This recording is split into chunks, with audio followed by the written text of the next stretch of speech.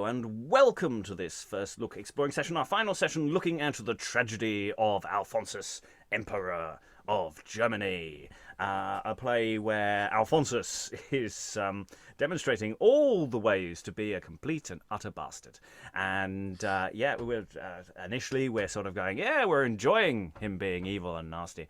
And then we're sort of going, oh, maybe he's just being a bit too evil now. Maybe the evil's gone beyond our entertainment comfort levels, and maybe it's got a little bit too dark. Let's see where that takes us as we explore the final third of the play, going from Act 4, Scene 2 to the end.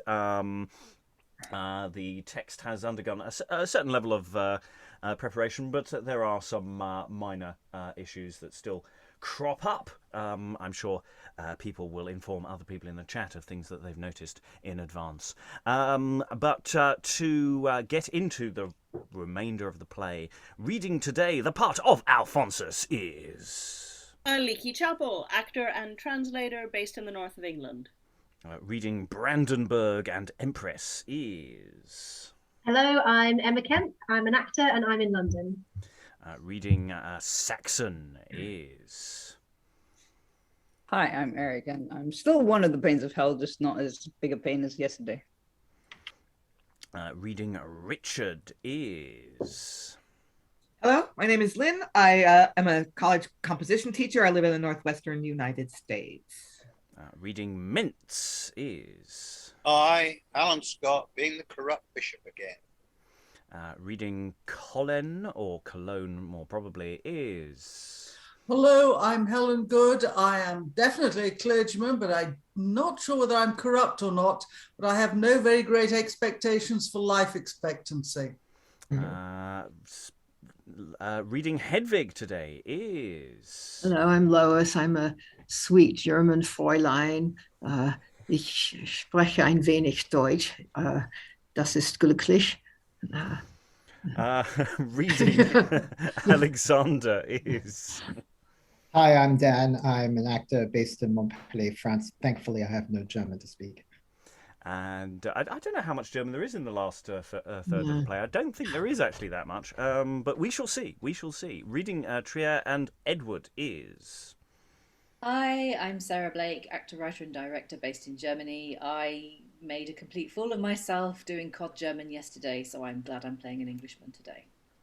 And I'm your host, Robert Crighton. I'll be reading stage directions, generally keeping everything moving forward. And if you like the look of all these people sitting there reading things, you can always sign up and join us. It's all entirely... There's links in the notes, by the way.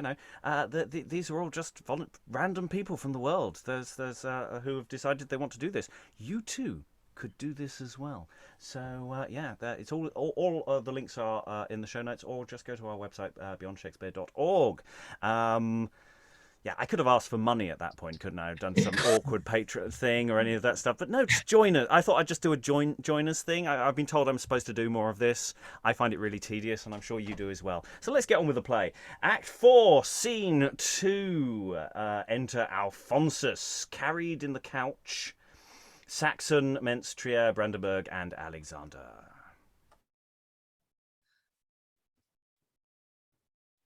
I should inform Aliki before we start. Alphonsus is lying about any pain that Alphonsus might be feeling. This is all play acting, just for a little bit of context there.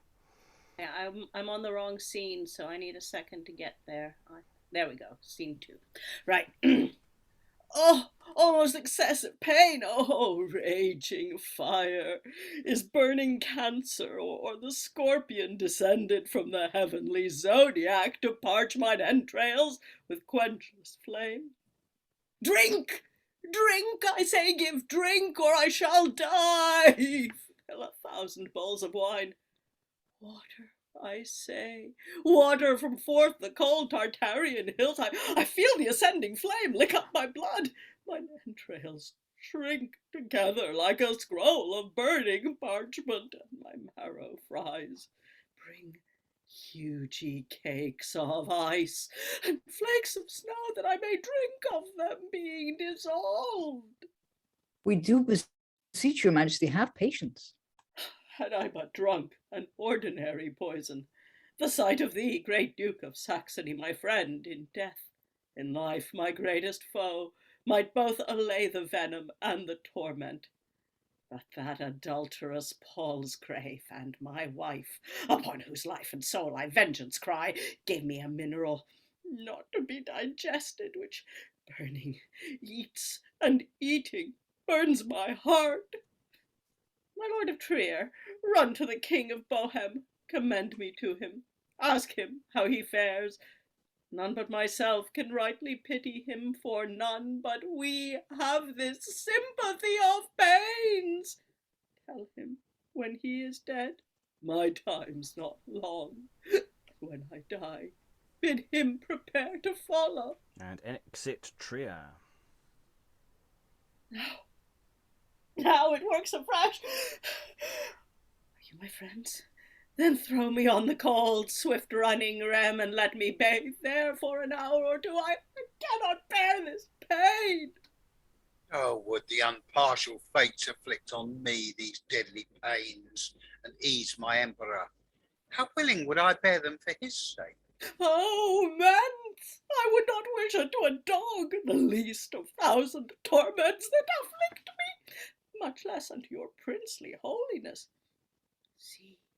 See, my lord of Mentz, he points at you. It is your fantasy and nothing else.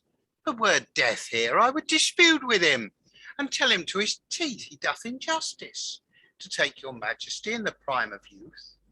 Such withered, rotten branches as myself should first be lopped, had he not partial hands. And here I do protest upon my knee, I would as willingly now leave my life to save my king and emperor alive, as erst my mother brought me into the world. My lord of Mentz, this flattery is too gross. A prince of your experience and calling should not so fondly call the heavens to witness. Think you, my lord, I would not hold my word? You know, my lord, death is a bitter guest.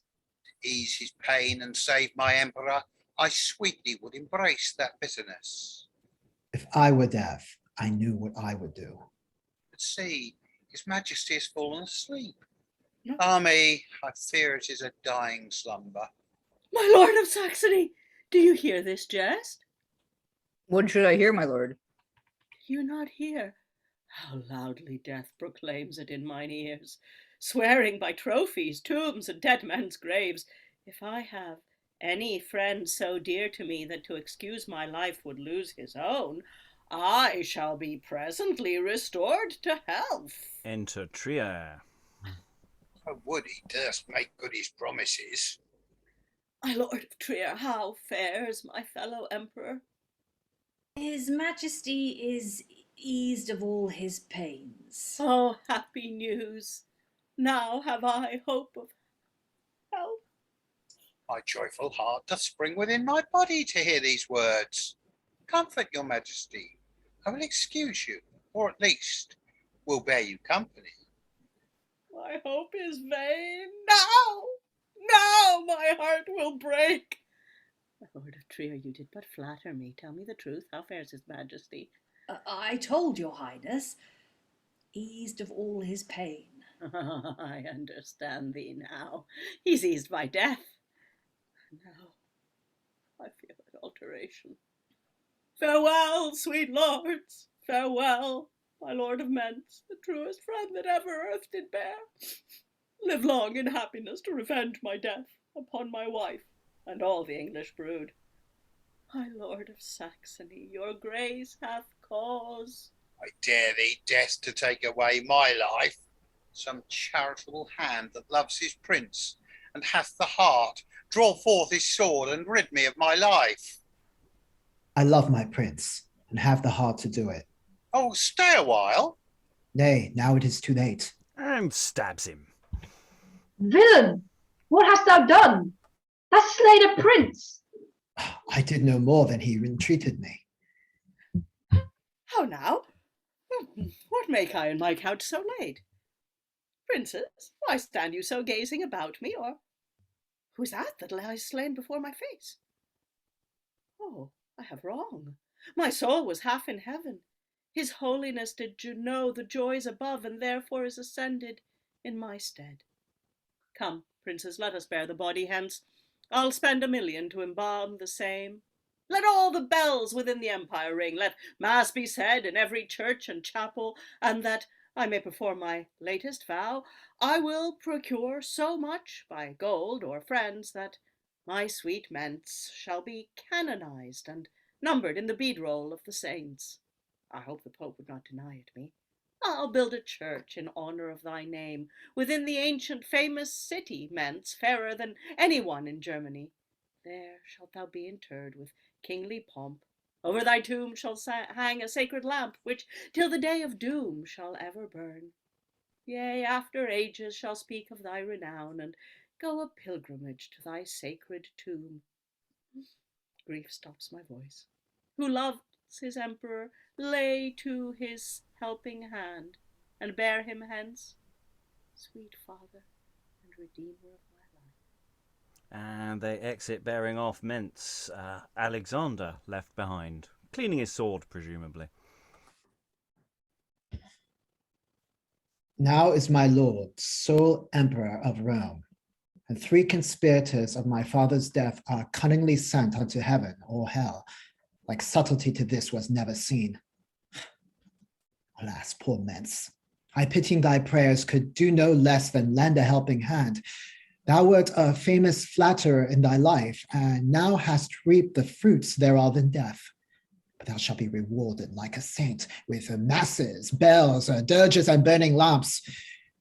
'Tis good, I envy not thy happiness.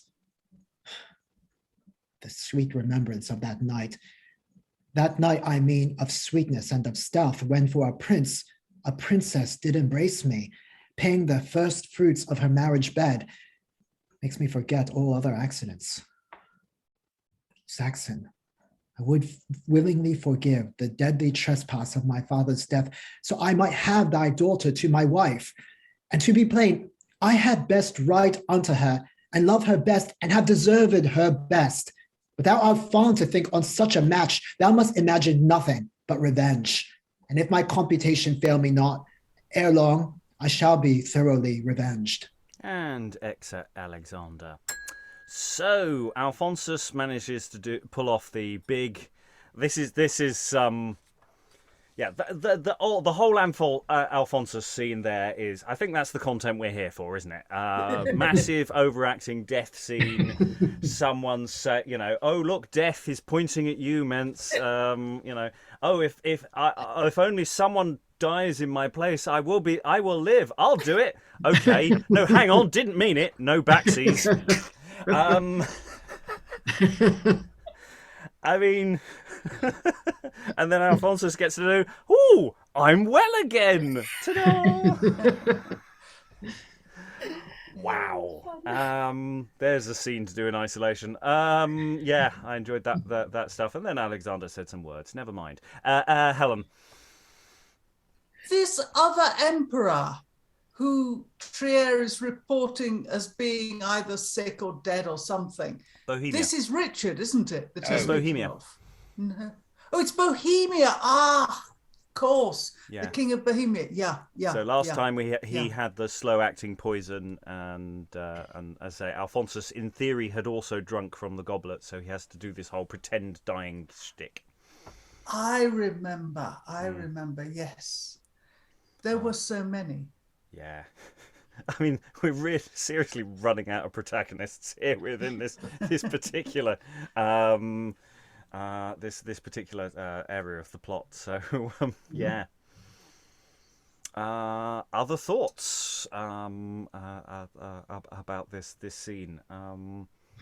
I mean, it's drenched in all sorts of different layers of irony. Alexander's irony, of course, because he thinks he's revenging himself on all these other people, and of course he isn't. But not a sympathetic figure either, because of the whole, princess bed thing. Yeah, that whole I raped her, so now she's mine thing is not very pretty. No. Let's hope bad things happen to him at the end of the play. Other thoughts?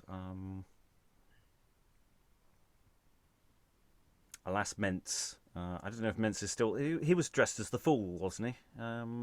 Think so. And bad at it. Yeah. So Yeah. maybe that's maybe he's lingering death with shaking of bells. Oh yeah.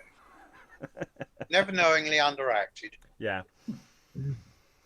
Okay, well, let's dive on then into the next scene. I'm sure it's going to be just as cheerful and happy as the last one. Act 4, Scene 3. Enter the Duke of Saxon and Hedewick with the child. I don't know what the time sequence here is, but there's a child. Come forth, thou perfect map of misery, desolate daughter and distressed mother, in whom the father and the son are cursed. Thus once again we will essay the prince, maybe sight of his own flesh and blood will now at last pierce his obdurate heart. Jailer, how fares it with thy prisoner? Let him appear upon the battlements. Oh, mein dear Vater, ich habe an diese lange 30 Weeken, welche mich dunkelt, denkt sein 40 Jahre gewesen, ein little English gelernt. Und ich hoffe, he will mich verstehen und show me a little pity. Enter Edward on the walls and Jailer. Good morrow to your grace, Edward of Wales, son and immediate heir to Henry III, King of England and Lord of Ireland. Thy father's comfort and people's hope. 'Tis not in mockage, nor at unawares that I am ceremonious to repeat thy high descent, joined with thy kingly might, but therewithal to intimate unto thee what God expecteth from the higher powers: justice and mercy, truth, sobriety, relenting hearts, hands innocent of blood. Princes are God's chief substitutes on earth, and should be lamps unto the common sort. But you will say, I am become a preacher. No, prince, I am an humble suppliant. And to prepare thine ears, make this exordium, to pierce thine eyes and heart. Behold this spectacle. 3 generations of the Saxon blood, descended lineally from forth my loins, kneeling and crying to thy mightiness. First look on me and think what I have been, for now I think myself of no account. Next Caesar, greatest man in Germany, nearly allied and ever friend to England. But woman's sighs move more in manly hearts. Oh, see the hands she elevates to heaven. Behold those eyes that whilom were thy joys, uttering dumb eloquence in crystal tears. If these exclaims and sights be ordinary, then look with pity on thy other self. This is thy flesh and blood, bone of thy bone. A goodly boy, the image of his sire, turnst thou away? Oh, were thy father here, he would, as I do, take him in his arms and sweetly kiss his grandchild in the face. Oh, Edward, too young in experience, thou canst not look into the grievous rack, ensuing this thy obstinate denial. Oh, Edward, too young in experience, that canst not see into the future good, ensuing thy most just acknowledgement. Hear me, thy truest friend, I will repeat them. For good thou hast an heir indubited, whose eyes a heady sparkle majesty, born in true wedlock of a princely mother, and all the German princes to thy friends, where on the contrary thine eyes shall see the speedy tragedy of thee and thine. Like Athamas first will I seize upon the young unchristened and despised son, and will then with his guiltless brains bepaint the stones. Then like Virginius will I collect my child. Unto thine eyes a pleasing spectacle, yet shall it be a momentary pleasure. Henry of England shall mourn with me, for thou thyself, Edward, shall make the third, and be an actor in this bloody scene. Ah, mein sweet Edward, mein Herzchen, mein Scherzchen, mein herziges, einziges Herz, mein allerliebster Husband. I prithee, mein Lief, seh mich freundlich an, good sweetheart, tell the truth, and at least to me and dein allerliebstes Child, show pity, denn ich bin deine und du bist meine, du hast mir gegeben ein Kinderlein. Oh, Edward, seht, Edward, erbarmet mein. Oh, Hedwig, peace! Thy speeches pierce my soul. Edwig, Do your excellency hate me, Hedwig? Sweet Edward, you weet ich bin your allerliefste wife. The priest, I must confess, made thee my wife. Cursed be the damned villainous adulterer that with so foul a blot divorced our love. Oh, mein allerliebster highborn Fürst und Herr, denk, dat unser Herr Gott sitzt in Himmelsthrone und siehst dat hart und will mein Kause vollrechen. Edward, hold me not up with long delays, but quickly say, wilt thou confess the truth? As true as I am born of kingly lineage, and am the best Plantagenet, next my father, I never carnally did touch her body. Edward, this answer we had long ago. Seest thou this brat?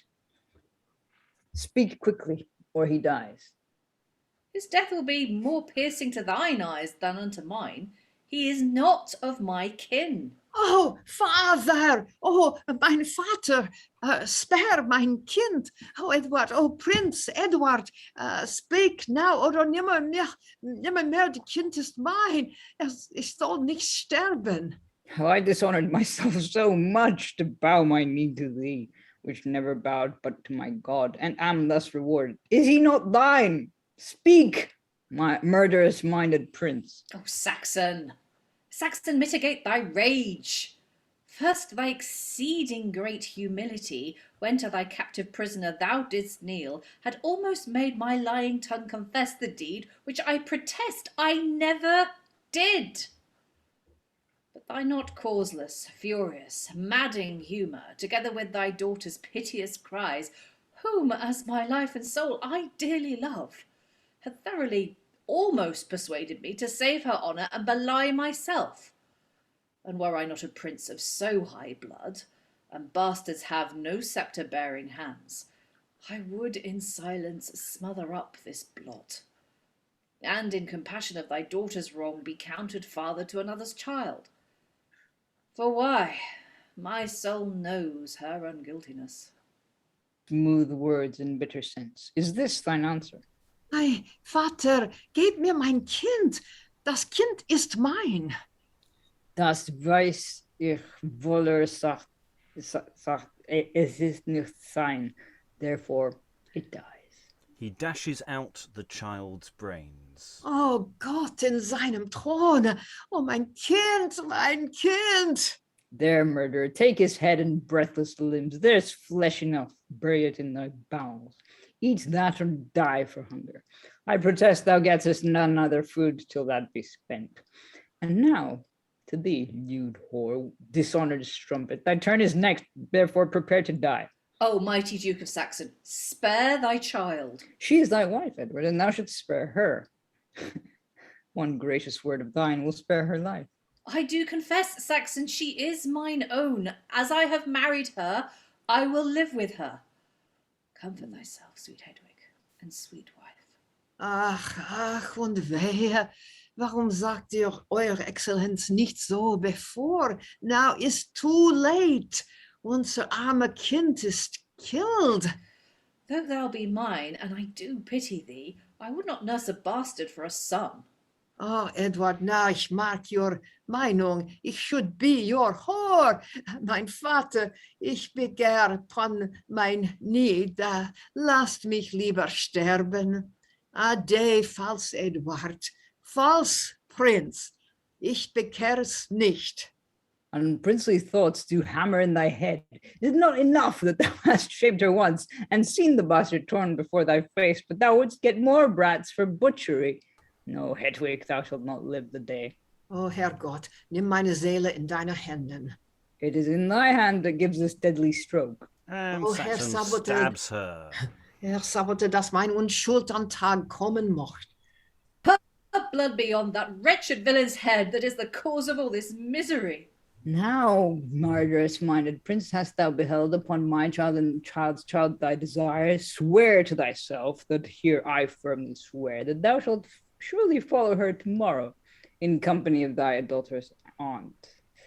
Jailer, convey him to his dungeon. If he be hungry, I have thrown him meat. If thirsty, let him suck the newly born limbs. Oh, heavens and heavenly powers, if you be just, reward the author of this wickedness. Exit Edward and jailer. Enter Alexander. To arms, great Duke of Saxony, to arms! My Lord of Collen and the Earl of Cornwall, in rescue of Prince Edward and the Empress, have levied fresh supplies and presently will bid you battle in the open field.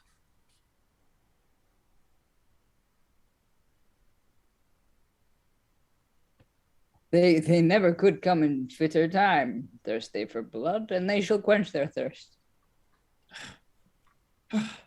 Oh, piteous spectacle. Poor Princess Hedewick. Stand not to pity, lend a helping hand.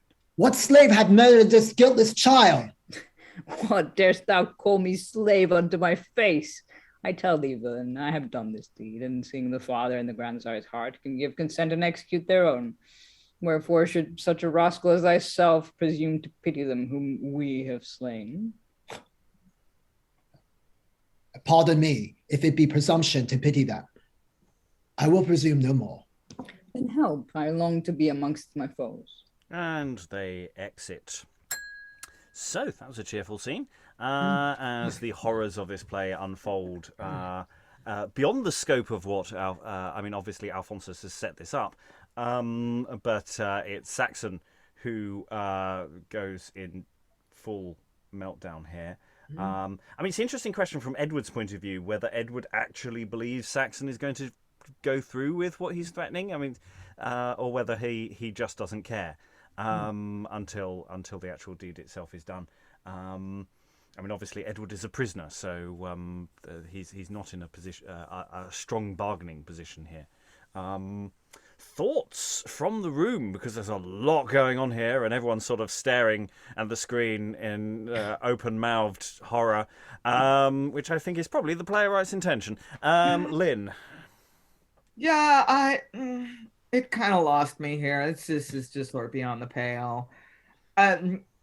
Although I have to admire the dramaturgy, that may the, as Edward says, may the person who's responsible for this suffer just punishment. And on comes Alexander.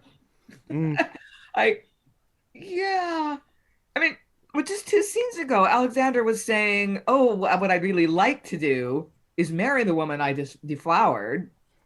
And then he comes in, and she and his child, he might not be the sharpest knife in the drawer, but he's 2 and 2. He probably knows that that's his child, and his lover's father has murdered them. He's like, "Oh, okay, you don't want me to feel sorry for them? Okay, won't do that." What is wrong with him? What is wrong with him?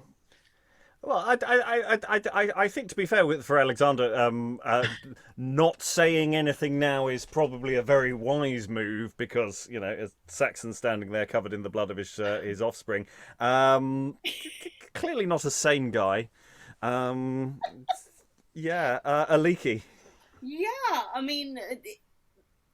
Alexander is not the first person I'm angry at in this scene. Let's put it that way. Edward, I think, has spoken reasonably well. He was in a very difficult position, dynastically too. I don't really know what to make of this, except, wow, I'm astonished that this isn't constantly staged, because this is the kind of stuff people just adore, at least on television. Yes, I think we shouldn't be too hypocritical here about the past being full of violent, horrific displays. I think we can think of quite a few modern television and film things which luxuriates in this kind of sudden extreme violence on characters that we spent some time getting to know. Helen. Yeah, I didn't have a translation there. I wondered how Lois found Hedewick, because I got the impression she understood what she was saying. Yeah, but it was a mess, because the trouble is Hedewick says at the beginning that she's had time to learn some English. And so now she's mixing up German and English, which makes it really appalling to read. But yeah, she was basically urging her father to spare the child. She keeps saying the child is mine, which it certainly is, and that she wants to save its life. Then she begs Edward, and in fact, she tells Edward at the end, after he said, you're my wife and I still love you. Why didn't you say that before? That might have done some good, but now the child's dead, and basically, I'd like to be dead too. He might as well kill me. God take my soul. I mean, that's pretty much it. Yeah, I think once you sort of process it a bit, actually, Hedwig's dialogue here is probably much clearer for the audience, because, of course, it's the mixture of English is there so that she can get something across. I mean, did in her dialogue, did she explicate how long she was pregnant for? Was there a sort of hint in there that it was a relatively short term? Yeah, there's a bit about 40 weeks was the general time that people were assumed to undergo pregnancy, and she does say that she's had quite a bit of time to learn German to learn some English during this, a little English, and so that's what she's done. But yeah, it's come on, I want to get back to this. I mean, either way, there's still quite a time gap between pretty much the previous scene, maybe the scene before the previous scene. I can't remember how long the poison was supposed to work on Bohemia as well. Was it 10 days, 20 days? It was something like that, wasn't it? Yeah, that's right. Yeah, well, actually, what she says here is this long 30 weeks, which seemed to me to be 40 years. So yeah, she was saying 30 weeks, which is odd, because that would be a pretty premature baby. Yeah, a baby born 10 weeks early would not have survived in this period. Yeah. Eric. Yeah, I mean, I know that usually there is some redeeming factor in the or not in the characters that we portray, or sort of as Helen says, trying to find something that you can stick by, maybe. But then Saxon just goes off on one. It's I'm not kind of. I mean, surely he understands the what do you call it? The stakes that are involved in this, but he does it anyway. Yeah. This obsession with chastity and lineage and bastardy. I mean, Edward makes the point that a bastard can't succeed to the throne, so he's not interested in it. Sarah.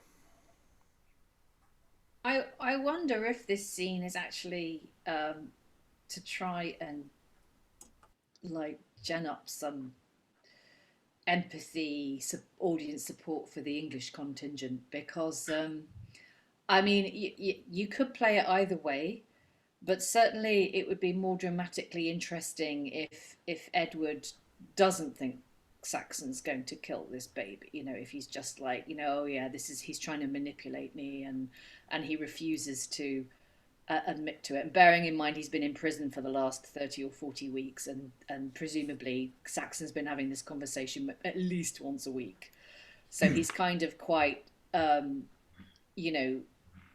he has no thought that Saxon's actually going to do this. If he then does it and you actually play it so that you see his horror, and then of course he loses Hedwig, who he might not really care about the child in terms of he doesn't want him as his heir, but to actually see this child murdered in front of him, and then for him to lose Hedwig, who he does care about. I wonder if this is maybe a deliberate ploy to just try and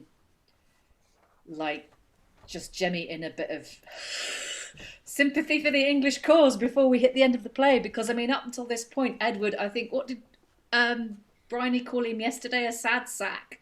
I mean, he's been massively ineffective / annoying. So I don't know if that's what this scene is doing, really, or partly doing.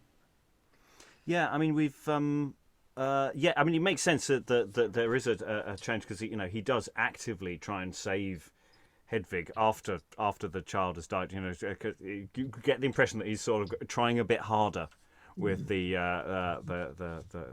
interrogator there. So yeah. Aliki, are you waving? Or is your hands I mean, I'm going to say I think Sarah's right, because coming into it cold, I certainly read him as next to poor unfortunate Hedewick and her baby, the second most sympathetic character in the scene. I've also just kind of realized that we're talking about a newborn, and for all I know, Hedewick dragged from childbed. It's really a spectacularly horrific scene with the paternal misogyny there, and wow. Well, Lynn. yeah, and we haven't even touched on the fact that after Saxon murders his grandchild, he suggests that his son-in-law engage in cannibalism. Yeah. Mm. Yeah. Yeah. Like, there's nowhere to go from Bexley. Yeah. Yeah. What's left? Mm. Yeah, you may be right that modern audiences are used to this kind of thing, but I picture this emptying the theater. Well, it's past the interval by this point, so hey, they'll have to fight their way through the aisles. Social convention should by this point go, we're in this deep. They'll just have to complain bitterly on the way out. Eric. Yeah, that, I don't know, it's just kind of, I mean, having read him and having read that long speech, it's like, oh, please, have mercy, listen to me. Look, you see 3 generations of us here. He spent so much time doing that speech and then just kills the 2 people who are related to him, killing off basically his bloodline. Yeah. I suppose the audience might take Edward to be in a really tragic situation where he just can't bring himself to tell a lie, even though it would save several lives and cause an awful lot of trouble. Helen. Yeah, I mean, the fact is that, with the possible exception of Alexander, who isn't man enough to stand up for anything, everybody there believes that they have right on their side. I mean, nobody there is actually being deceptive. Edward is certain that he didn't sleep with her. She's certain that he did. And Saxon believes his daughter. So, I mean, I'm not saying they're right to do, Saxon's right to do what he did, but there's justification there if you look at it from the point of view of what they believe. Anyway, I think we should move on and hope that everything turns happier or horrible for the right people. Anyway. Act 5, Scene 1, Alarum and Retreat. Enter Richard and Collen with drums and soldiers. What means, your excellence, to sound retreat? This is the day of doom unto our friends. Before the sun set, my sister and my nephew, unless we rescue them, must lose their lives. The cause admits no dalliance or delay. He that so tyrant-like hath slain his own will take no pity on a stranger's blood. At my entreaty, ere we strike the battle, let's summon out our enemies to a parle. Words spoken in time have virtue, power, and price, and mildness may prevail and take effect, when dint of sword perhaps will aggravate. Then sound a parley to fulfill your mind, although I know no good can follow it. A parley. Enter Alphonsus, Empress, Saxon, Edward, prisoner, Trier, Brandenburg, Alexander, and soldiers. Why, how now, Emperor that should have been? Are these the English general's bravadoes? Make you assault so hotly at the first, and in the self-same moment sound retreat? To let you know that neither war nor words have power for to divert their fateful doom, thus are we both resolved. If we triumph, and by the right and justice of our cause obtain the victory, as I doubt it not, then both of you shall bear them company, and ere sunset we will perform our oaths, with just effusion of their guilty bloods. If you become conquerors, and we overcome, carry not that conceit to rescue them. Myself will be the executioner, and with these poniards frustrate all your hopes, making you triumph in a bloody field. To put you out of doubt that we intended, please it your majesty to take your seat and make a demonstration of your meaning. And Alphonsus takes his seat. First, on my right hand, bind the English whore, that venomous serpent, nursed within my breast to suck the vital blood out of my veins. My Empress must have some preeminence, especially at such a bloody banquet. Her state and love to me deserves no less. And soldiers bind the Empress to a chair. That to Prince Edward I may show my love and do the latest honor to his state. These hands of mine that never chained any shall fasten him in fetters to the chair. And Saxon binds Edward. Now, princes, are you ready for the battle? Now art thou right the picture of thyself, seated at height of all thy tyranny. But tell us, what intends this spectacle? To make the certainty of their deaths more plain and cancel all your hopes to save their lives. While Saxon leads the troops into the fields, thus will I vex their souls with sight of death, loudly exclaiming in their half-dead ears that if we win they shall have company. Videlicet the English Emperor and you, my Lord Archbishop of Cologne. If we be vanquished, then they must expect speedy dispatch from these 2 daggers' points. What canst thou, tyrant, then expect but death? Tosh, hear me out.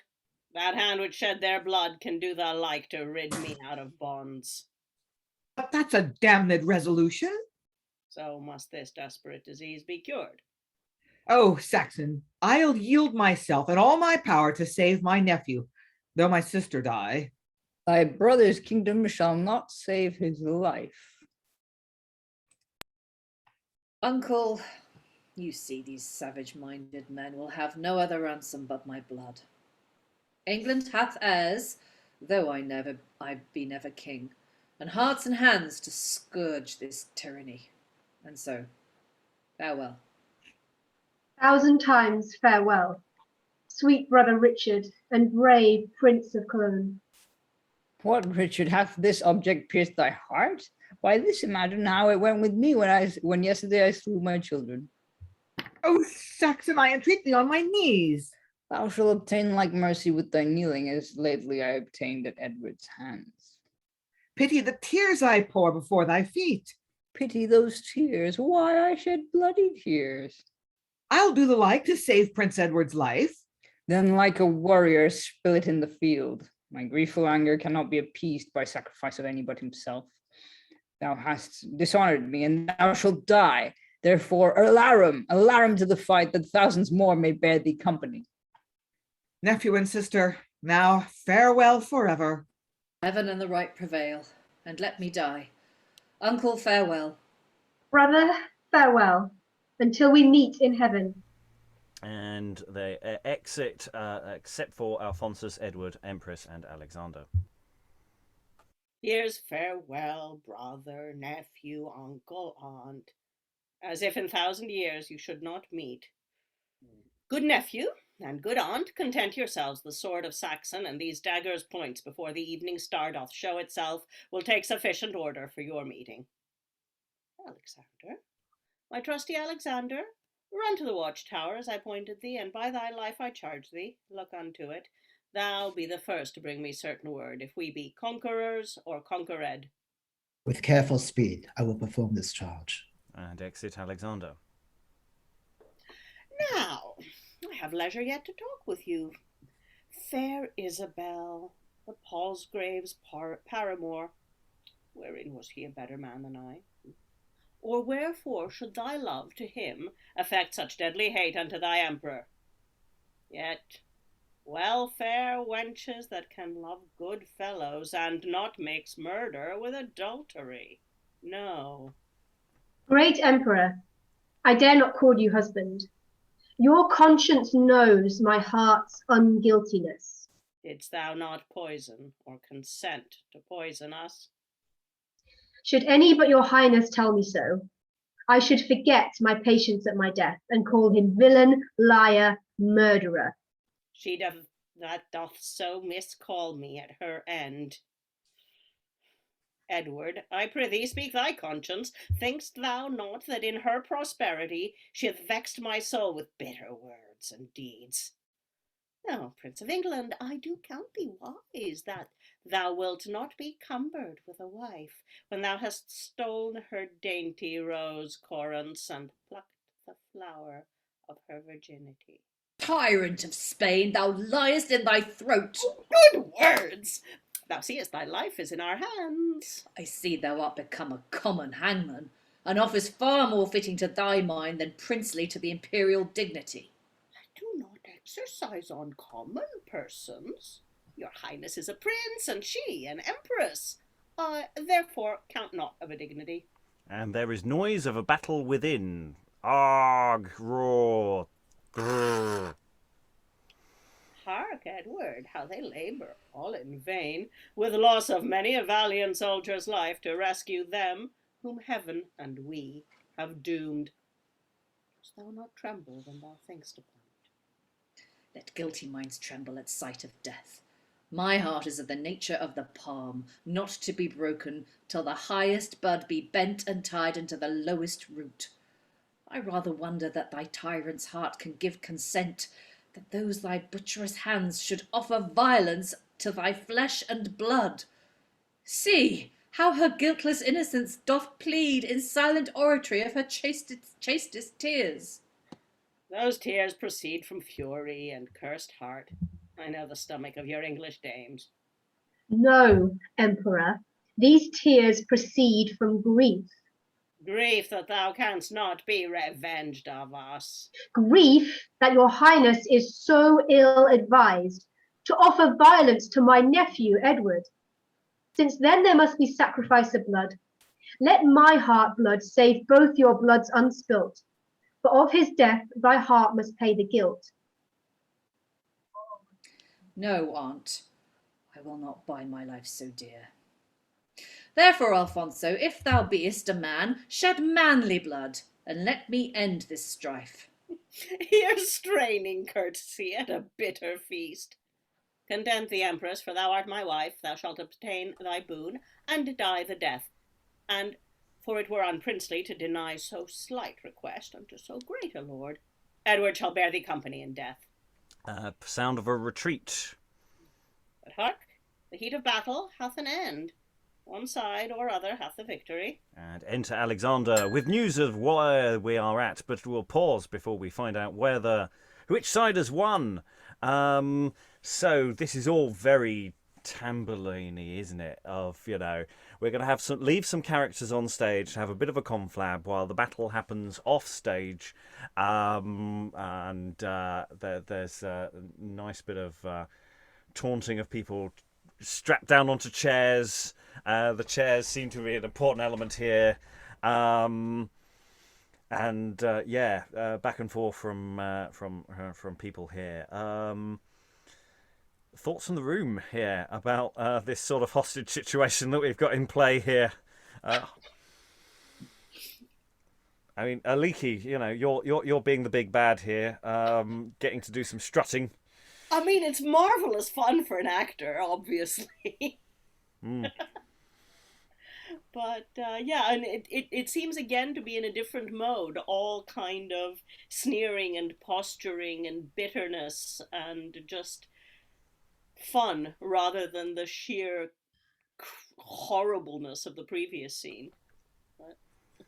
Yeah, it's there does seem to be interesting pitch shifts that go on between things. It's like they know when Alphonsus is on, we know that the evil is going to be generally fun pantomime evil. But when he's not on, all sorts of terrifying things happen. Other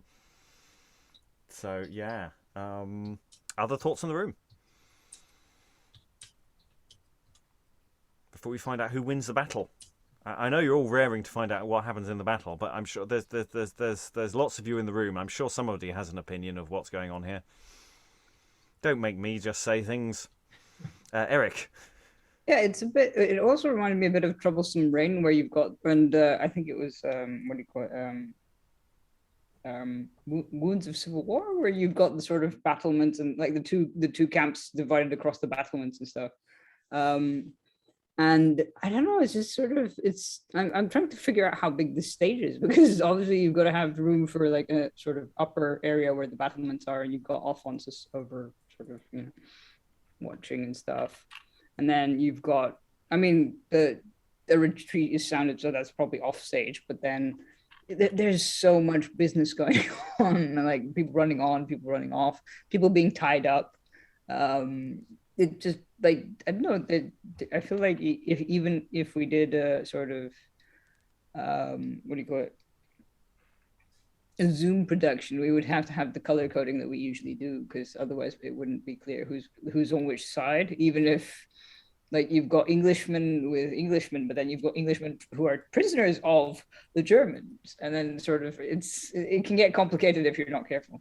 But also the Englishmen have German allies as well, so it's really it's this problem that we have all these electors at the beginning, turning up on their podiums and keeping everybody differentiated. It's going to lots of rainbow. The full spectrum of the rainbow might be required here. Helen, then Alan. I'm slightly wondering about the seats, because presumably we're out of doors here, unless he's got a tent of some sort. But the sort of seats you have are not usually the sort of seats to which you can be tied. I'm sure they've brought special torture seats. I'm sure they've brought something in. Yeah, but it's a little strange to have a sort of area of suitable seating on the edge of the battle. Oh, I say it's all been carefully arranged. It's a special thing. It's an Alphonsus special, I think. Alan, then Lois.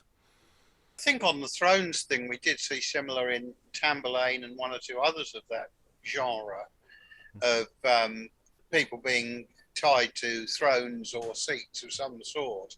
But coming back to the question of the colour coding, I think you're right. You'd probably need about a dozen different colours because of the way the alliances keep shifting. And Alcazar, of course, prominently features important battle chair work. So I'm sure they've got something in stock. Lois.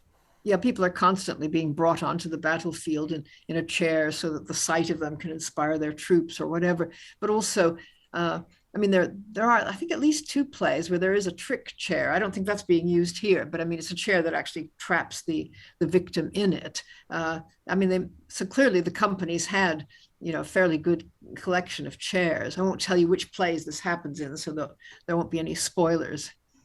Yeah, because there's some important chair action to come in the future. I mean, we have been collecting important things for playlists like horse appearances, but maybe I should have actually done important uses of chairs and or other furniture.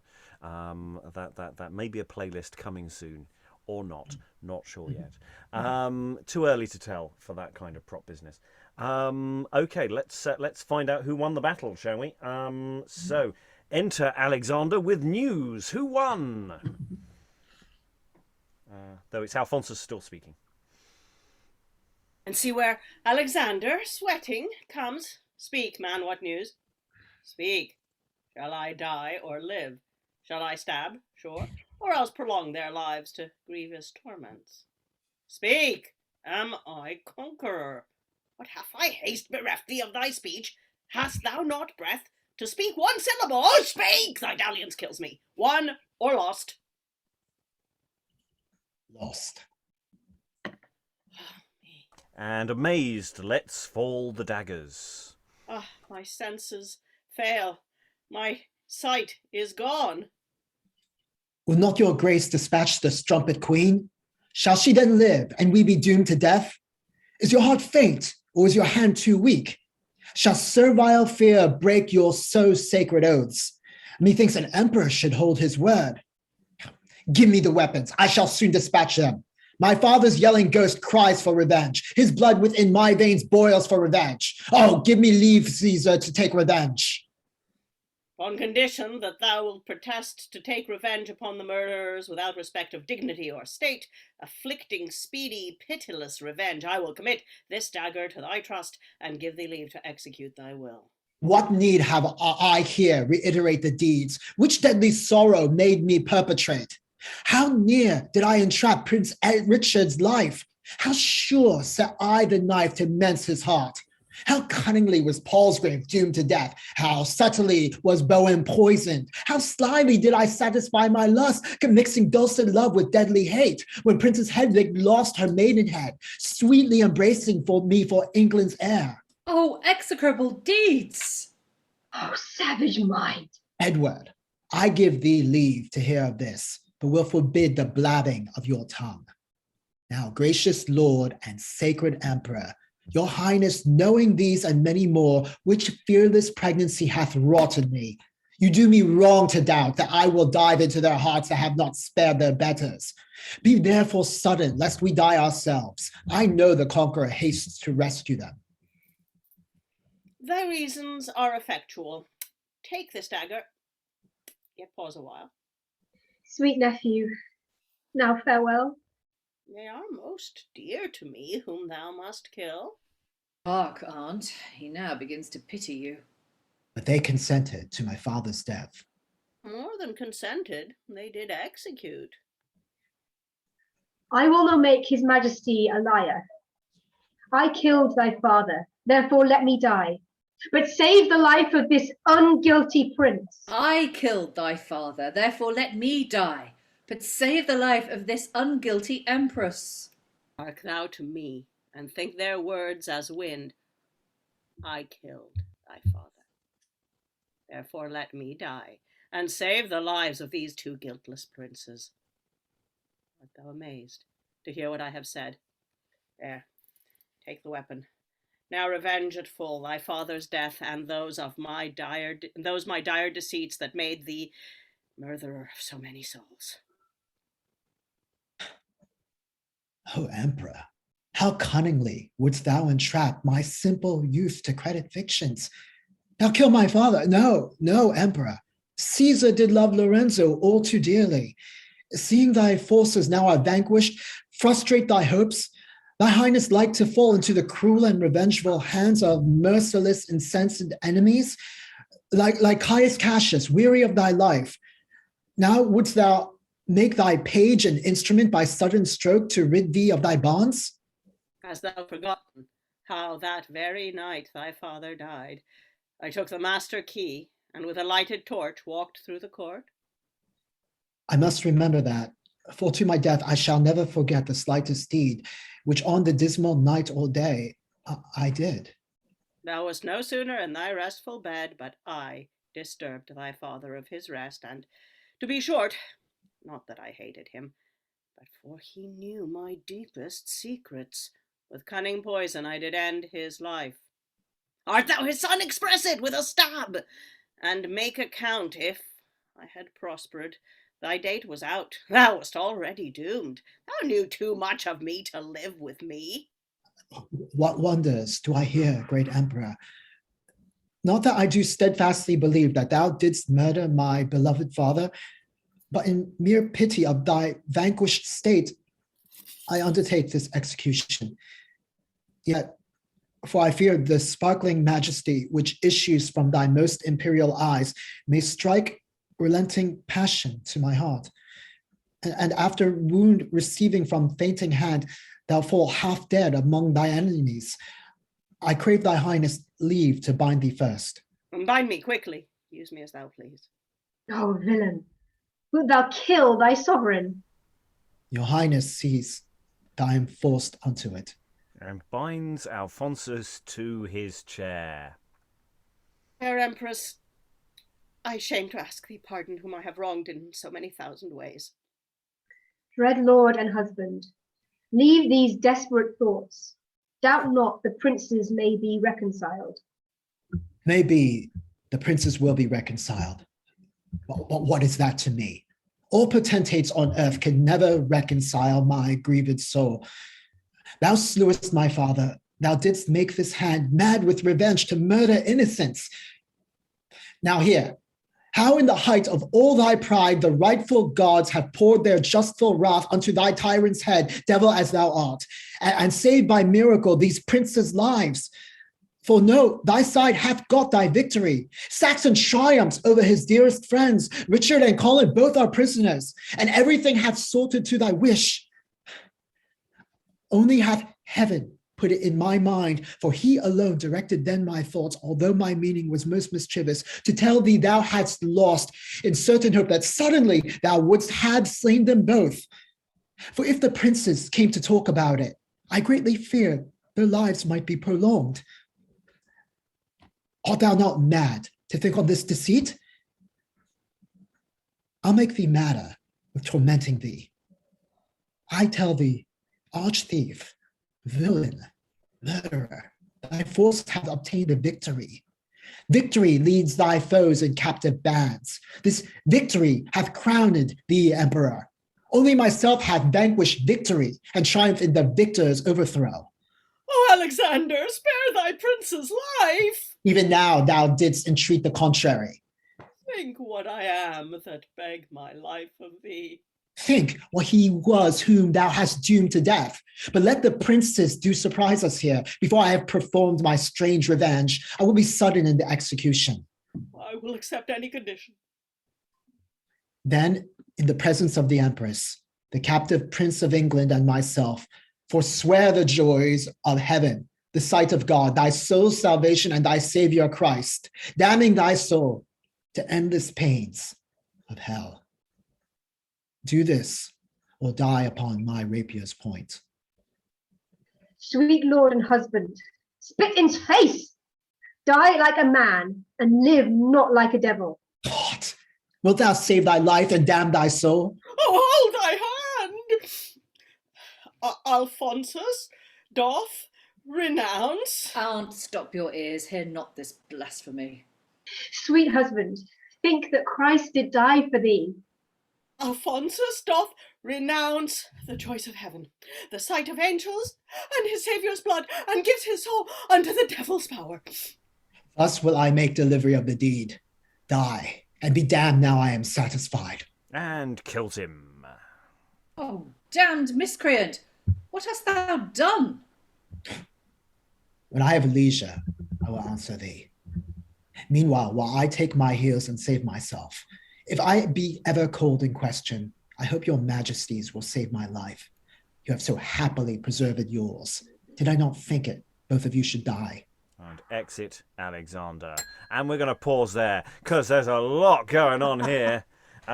So Alexander comes on saying, oh, you've lost. And he sort of gives in to despair or something and confesses that he was the murderer all along.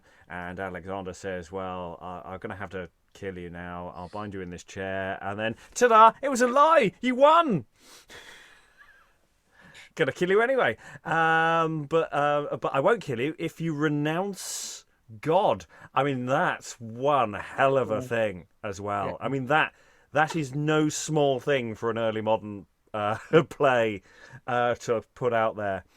That's massive. And then kills him on top of it. It's gloriously done in so many ways.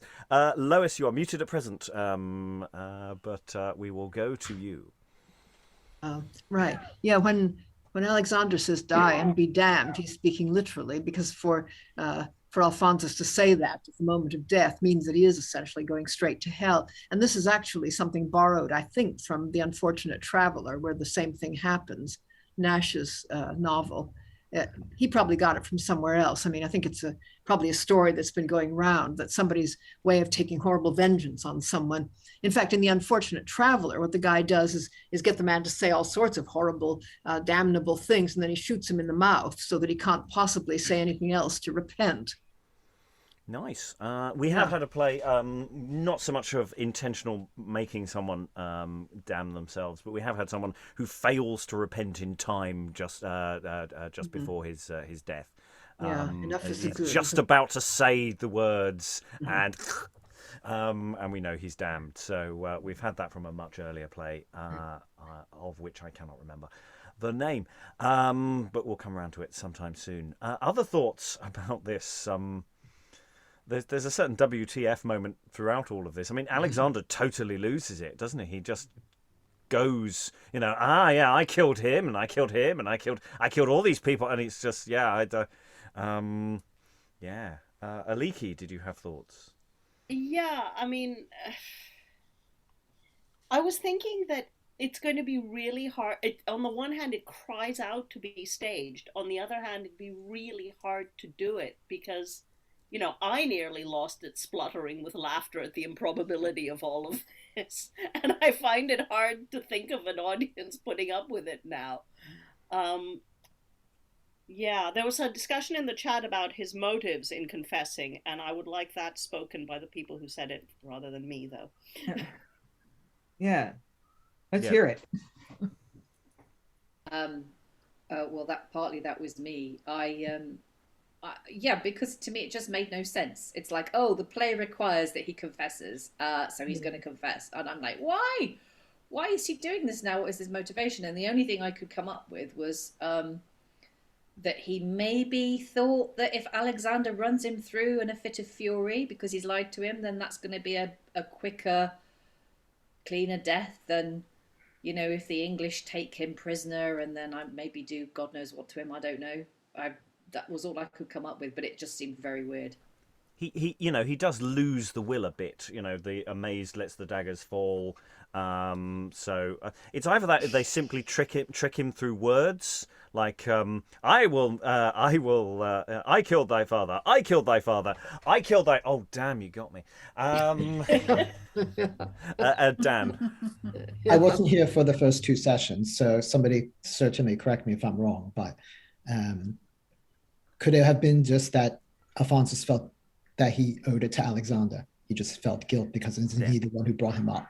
Nah, we don't believe that for a Can second. it not be played that way? I mean, the honest way of, you got to repent for what you've done. I think Sarah's speculation is borne out by what happens next. That as soon as he knows he's won, he's like, no, actually, don't kill me after all. Lynn.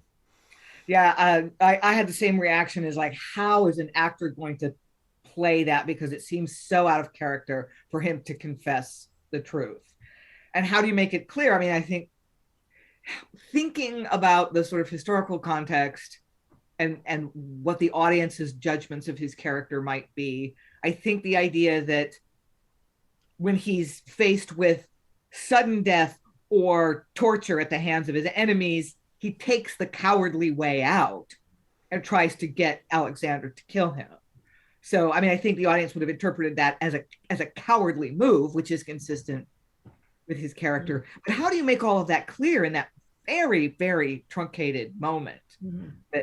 So motivating that and making the audience buy that's going to be challenging. But the rest of the scene is really great. The Alexander's manipulation of him, like, first renounce heaven, and then I'll save your life. And of course, Alphonsus isn't smart enough to realize that no, he's not. Yeah, and he's the Empress and Edward have been quiet through most of this. Are suddenly going, no, don't do that. And it is. I think it's genuine horror. I mean, they don't have to like him very much by this point to still not want him to be damned for all eternity. I mean, that's a big thing. Lois, then Helen. What's interesting is that both Edward and the Empress confess falsely to having killed Lorenzo, don't they? I mean, it's a kind of switch on what Edward's refusal in the previous scene to tell a lie about having slept with Hedwig, even though it would have saved an awful lot of horrible things happening. I don't know. This is just another. I think this is meant to be a noble lie or something, trying to somehow save the situation. Helen, then Sarah. Yeah, I was very worried about Edward's judgment during this scene, because when you're tied to a chair and there's a mass murderer in front of you going absolutely bonkers and waving bloody falchions and whatever, that is not the time to say you're a terrible person. Edward clearly isn't very good at this being a prisoner thing, because he's really, I mean, he's already met one psychopath, and you'd think he would have learned his lesson by now to just agree with whatever the psychopath is saying. Yeah, I mean, he's very lucky to come out of this scene alive, I think, is young Edward. Yeah. Sarah, then Alan, then Aliki. Well, you see, I think if you were playing Edward and you took the psychological approach, I think there'd be something quite interesting to do with this, because earlier on he insisted on telling the truth. He's like, "No, I did not sleep with her. I was tempted to lie for your sake, Hedwig, but I'm not going to, because I'm heir to the throne and I can't have this bastard child on the English throne, and so I've got to tell the truth, and that's the right thing to do."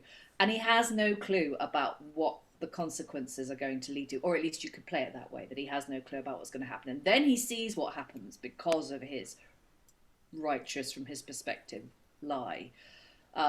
This child is murdered, and then the woman he genuinely loved is murdered. And so you could see this as a bit of a journey, that, you know, having lived through that experience, and kind of he kind of has learned from experience, because he's now like, right, shit, I really messed that up last time. So now I'm going to tell this noble lie to try and save somebody else and kind of atone for my mistake last time. But you could do it that way. The question of whether we want to introduce psychology to this play is a separate question, which we may come to later. Alan. Yeah, I was just thinking on Helen's point, they're not sitting looking at one mass murderer, they're looking at two, with Alexander and Alphonsus both. Okay, one was the plotter and the other was the mechanical who did the work, but, you know, I don't think you can actually put more than a cigarette paper between the two of them in terms of culpability. Aliki. I don't think we need to do it psychologically to explain Edward's actions, although I really like Sarah's take on it. I think you can easily posit for him a morality where family is everything. And while he owes it to the throne of England to not acknowledge this child who is not his, and who is not his blood, his aunt deserves his protection unto death. Yes, I mean that does make a lot of sense there. I mean, from an actor's point of view, you know, if I were playing Alphonsus, I don't have a fundamental problem with figuring out a way to play this scene. You know, moment by moment. You know, it's a lot of fun to make that work, and it might take a few goes, but we'd find a way. You know, it's one of those things. Eric, might not technically make sense, but it will read. Eric. My question is why Edward is, I mean, like, sort of why Edward is so shocked about the murder of Alphonsus, because, like, this is the guy who's tortured him, like, sort of, and I mean, okay, Saxon has sort of been the main source of his misery around the family stuff, but then it's Alphonsus who has sort of been the instigator of it all. Yeah, I don't know, just question this to put on the table. It's the fact that he's damned himself, I think. That's the real horror. Yeah, because the "oh damned miscreant" could be to the now dead person rather than the person doing the deading. You know, "oh damned miscreant, what have you done? You've damned yourself." You know, rather than to Alexander, "why are you being stabby?" Because, you know, we're kind of used to that now from Alexander. Yeah.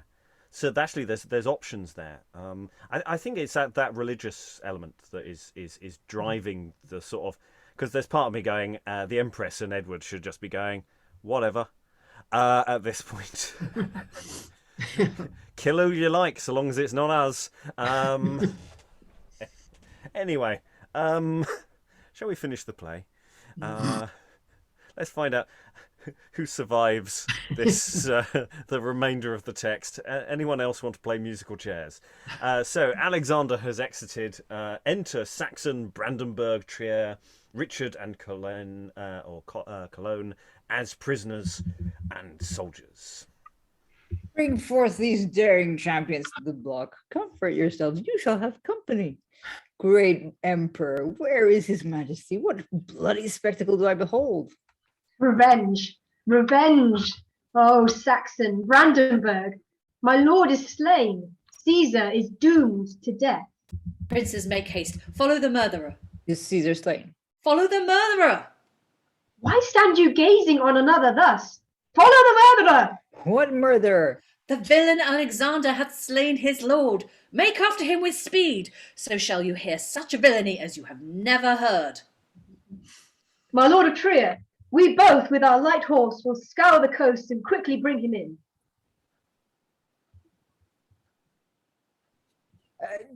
That can your excellence alone perform. And exit Brandenburg. Stay you, my lord, and guard the prisoners while I, alas, unhappiest prince alive, over his trunk consume myself in tears. Hath Alexander done this damned deed? That cannot be. Why should he slay his lord? Oh, cruel fate, miserable me. Methinks now I present Mark Antony folding the dead Julius Caesar in mine arms. No. I would rather present Achilles and on Patroclus' tomb do sacrifice. Let me be spurned and hated as a dog, but I perform more direful bloody rites than Thetis' son for But I will perform more direful bloody rites than Thetis' son for Menelaus. Leave mourning for thy foes. Pity thy friends.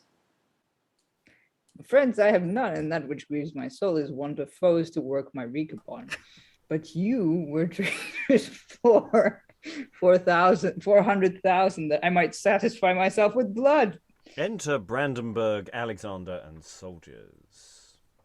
See, Alexander, where Caesar hath lieth slain. The guilt there whereof the traitors cast on thee. Speak, canst thou tell who slew thy sovereign? Why? Who but I? How should I curse myself? If any but myself had done this deed. This happy hand, blessed be my hand, therefore, revenged my father's death upon his soul. And Saxon, thou hast cause to curse and ban that he is dead, before thou didst inflict torments on him that so hath torn thy heart. What mysteries are these? Princes, can you inform us of the truth? The deed so heinous that my faltering tongue abhors the utterance. Yet I must tell it. Your highness shall not need to take the pains what you abhor to tell. I joy to tell. Therefore be silent and give audience. You mighty men and rulers of the earth, prepare your ears to hear of stratagems whose dire effects have galled your princely hearts, confounded your conceits, muffled your eyes. First to begin, this villainous fiend of Fell murdered my father sleeping in his chair. The reason why? Because he only knew all plots and complots of his villainy. His death was made the basis and the ground of every mischief that hath troubled you. If thou, thy father, and thy progeny were hanged and burnt and broken on the wheel, how could their deaths heap mischief on our heads? If you will not hear the reason, choose. I tell thee, I have slain an emperor, and thereby think myself as good a man as thou or any man in Christendom. Thou shalt entreat me, or ere I tell thee more. Proceed. Not I. I prithee now proceed. Since you entreat me, then I will proceed. This murderous devil, having slain my father, buzzed cunningly in my credulous ears that by a general council of the states, and as it were by act of parliament, the 7 electors had set down his death and made the empress executioner, transferring all the guilt from him to you. This I believed, and first did set upon the life of princely Edward by the bulls, but how my purpose failed in that, his grace best knows. Next, by double intricate deceit, midst all his mirth, was Bowen poisoned. Good old Mentz, to save Alphonso's life, who at that instant was in perfect health, twixt jest and earnest was made a sacrifice. As for the Palatine, your graces knew his highness's and the queen's unguiltiness. But now, my lord of Saxon, hark to me. Father of Saxon, should I rather call you? 'Twas I made your grace a grandfather. Prince Edward plowed the ground. I sowed the seed. Poor Hedewick bore the most unhappy fruit, created in the most unlucky hour to a most violent and untimely death. Oh, loathsome villain! Oh, Detested deeds, O guiltless prince, O me most miserable. But tell us, who revealed to thee at last this shameful guilt and our unguiltiness? Why, that's the wonder, lords. And thus it was. When like a tyrant he had ta'en his seat, and that the fury of the fight began, upon the highest watchtower of the fort, it was my office to behold aloft the war's event. And having seen the end, I saw how victory, with equal wings, and hovering twixt the battles here and there, till at last the English lines fled, and Saxon side obtained the victory. Which seen, I posted from the turret's top, more furiously than ere Lacoon ran, when Trojan's hands drew in Troy's overthrow. But yet, as fatally as he or any, the tyrant, seeing me, stared in my face, and suddenly demanded, "What's the news?" I, as the fates would have it, hoping that he, even in a twinkling, would have slain them both. For so he swore before the fight began, cried bitterly that he had lost the day. The sound whereof did kill his dastard heart, and made the villain desperately confess the murderer of my father, praying me with dire revenge to rid him of his life. Short tale to make, I bound him cunningly, told him of the deceit, triumphing over him, and lastly, with my rapier, slew him dead. O heavens, justly you have ta'en revenge, but thou murderous, adulterous slave, what bull of Phalaris, what strange device shall we invent to take away thy life? If Edward and the Empress, whom I saved, will not requite it now and save my life, then let me die. Contentedly I die, having at last revenged my father's death. Villain, not all the world shall save thy life. Had thou not been author of my Hedewick's death, I would have certainly saved thee from death. But if my sentence now may take effect, I would adjudge the villain to be hanged, as here the Jews are hanged in Germany. Young prince, it shall be so. Go drag the slave into the place of execution. There let the Judas on a Jewish gallows hang by the heels between two English mastiffs. There feed on dogs, like dogs there feed on thee, and by all means prolong his misery.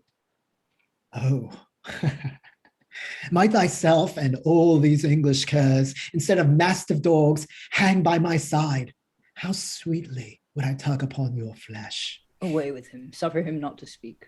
And exit Alexander guarded.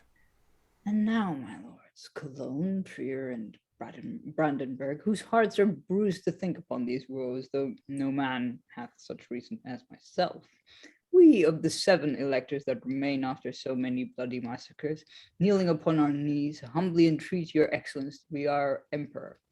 The royalties of the coronation shall be shortly solemnized. Great princely Richard, now refuse it not. Though thy election be made in tears, joy shall attend thy coronation. It stands not with mine honor to deny it, yet by mine honor, fain I would refuse it. Uncle, the weight of all these miseries maketh my heart as heavy as your own. But an imperial crown would lighten it. Let this one reason make you take the crown. What's that, sweet nephew? Sweet uncle, this is it. Was never Englishman yet emperor. Therefore to honour England and yourself, let private sorrow yield to public fame, that once an Englishman bears Caesar's name. Nephew, thou hast prevailed. Princes, stand up.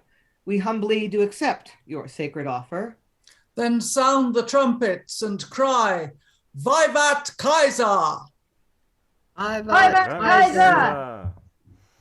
Ricardus, Dei Gratia, Romanorum Imperator, Semper Augusta, Comes Connubia. Sweet sister, now let Caesar comfort you, and all the rest that are yet comfortless. Let them expect from English Caesar's hand peace and abundance of all earthly joy. And they all lived happily ever after. Having listened Counselling. Yeah. Alan?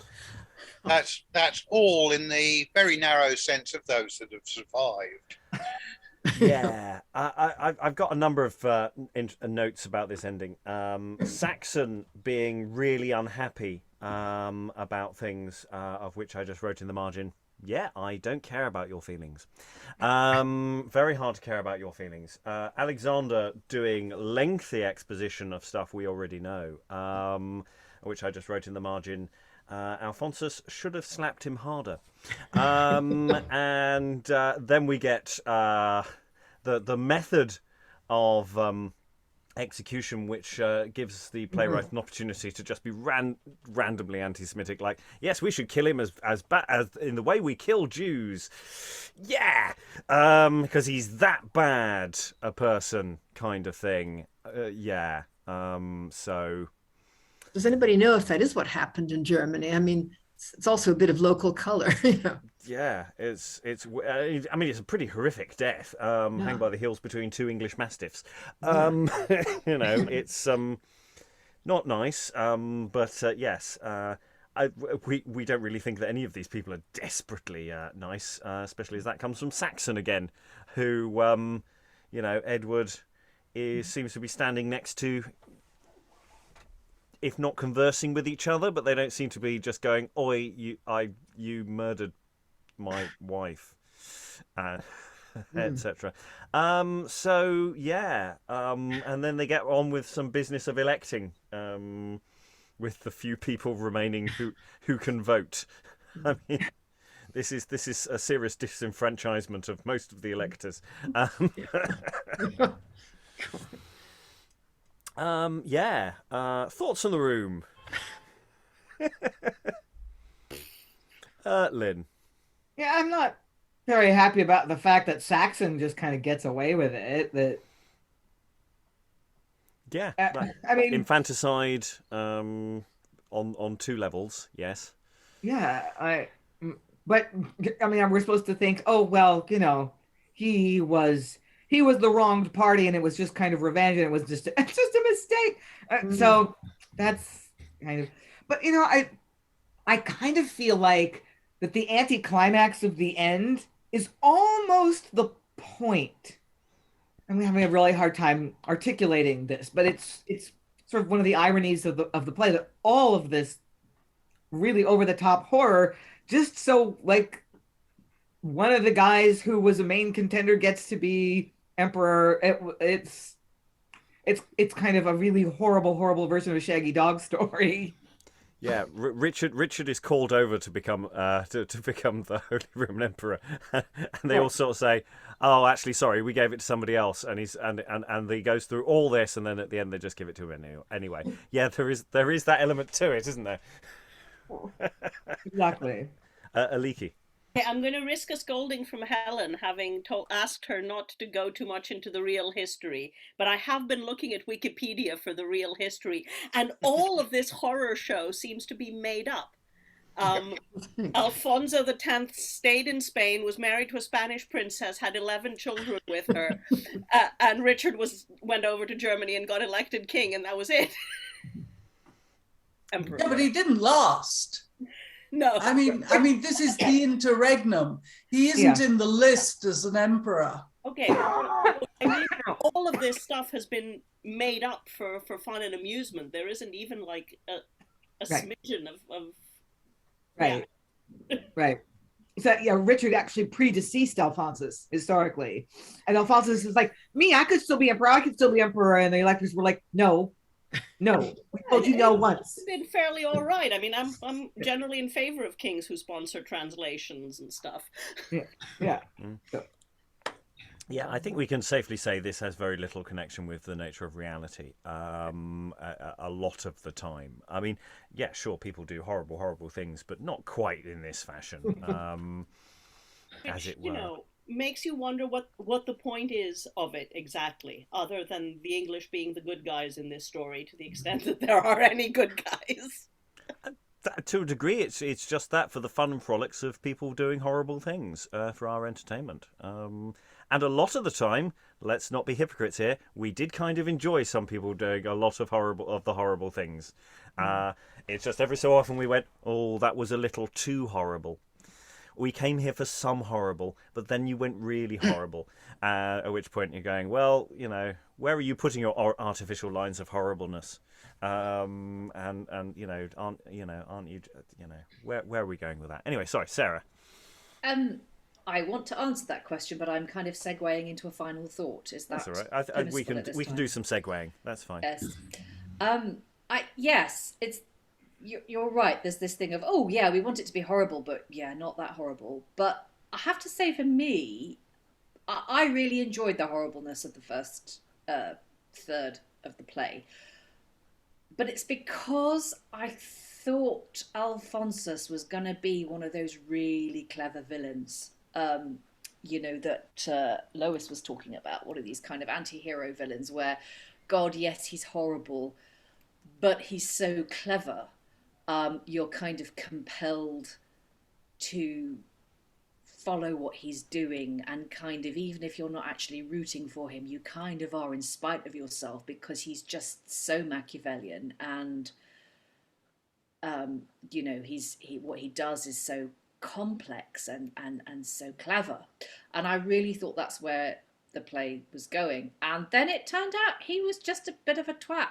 And that for me is like that is where my personal line is, I suppose. It's like if he'd been this, there was this Machiavelli kind of opening that was seemed to promise something, and if it had delivered, then even all the really horrific stuff that happened, I think I wouldn't have enjoyed it, but it would have been kind of part of it, and it would have been like one of those, oh, look away, oh, but I still have to look anyway. Whereas as it was, by the time we got to all the real violence, it's like this is not. I don't think you're being fair on Alphonsus. I think he was pretty Machiavellian all the way through. We had a really nice scene today with him doing the play acting death scene, and other stuff towards the end. And also the fact that a lot of the really horrific stuff is nothing to do with him. He will have people run through, and he'll do a bit of taunting. But actually, his hands are fairly bloodless, because he's always arranging for somebody else to do the murdering for him. It's the outsourcing of the murder that leads to the horrific violenciness. Well, yeah, true, but I don't know. For me, it just didn't. It didn't. I mean, the whole bit with putting the poison in the cup yesterday and the play acting today, yeah, it was entertaining, but it just didn't kind of live up to its promise for me, and that's where my personal horror line is. It's like I will accept a lot if it kind of ties into something a bit more clever, but I don't know. That final scene where he just confessed, I'm just like, oh, really? Okay, that's where we are now. I don't care. It was a really effective scene. I mean, it may not make any sense, but it functioned incredibly well. Lois, then Eric. Yeah, this can be my final thought too, but I agree with what you were just saying, that is that Alphonsus actually is clever all the way through, and that he would never be revealed if he didn't reveal himself. That's also what happens in the Revenger's tragedy, and I think there the hero actually quotes something about, if no one else can find the truth, murderers will reveal it themselves, and that's exactly what happens here. That maybe some acting out of the view that murder will out eventually. At any rate, that's I think he is pretty witty a lot of the time too, but the whole thing is just so sickening that I doubt that I'm sure you'd get audiences yelling boo and shame and yuck and things like that. That might be, if you like audience response, you'd certainly get it. I don't see a problem with that. Eric, then Lynn. Yeah, I was going to say, Alphonsus is the instigator for a lot of the violence, but then sort of Saxon is no better. He just, for the beginning of the play, as far as I remember, he was okay. He wasn't doing okay, but he wasn't normal, but sort of, he was kind of civil, non-violent, and then he turns into this incredibly violent person who dashes people's brains out and kills his daughter. And it's just like, how do you go from A to B? I feel like I want to see this at pace, just because just because it would be interesting to see how that plays out at full speed rather than trying to break it up into pieces and, you know, work on each individual piece. Yeah. Yes, trying to find the through line for Saxon. There's an interesting question, because the problem is with all of the various electors at the beginning of the play is that they're just random people who come on, and actually that's something in performance about bringing out who they are. Because we do get lots of sketches, character sketches for each of them about what they're like. That some are just followers, some needs to be bribed to do what you want. These people are already massively corrupt, but they're corrupt in a different direction. They're never going to follow you. So there is evidence actually that an actor can take away and turn into a part. Lynn, were you waving earlier? Yeah. So it's. For my taste, it just sort of hit too much at one point. On the other hand, I really have to admire a lot of the dramaturgy. The structure is really interesting. All the ironies and the juxtapositions. That it's actually, the craftsmanship is really admirable. So that's part of my reaction. Now I'm going to tell an anecdote, but we're doing okay on time, so I think I'm going to try to get away with this. So. This is about the film Jaws, when the bar for disgusting was a lot lower. So this film Jaws was in previews, and the director Steven Spielberg was at a preview, but he was too nervous to sit in the theater, so he's pacing around the lobby. Like, I know I've really pushed the blood the blood meter here. Is this movie going to work? And so he's nervously pacing around the lobby, and he sees an audience member leave the theater. And he's like, okay, I lost one. I suppose that's going to happen. So the guy, the audience member, is walking across the theater, and he's walking faster and faster. And then he starts to run, and he's not running towards the door. It turns out he looks like he's running towards the restroom. He doesn't make it to the restroom. He vomits in a trash can and goes back to the theater. And Spielberg is like, I got a hit. And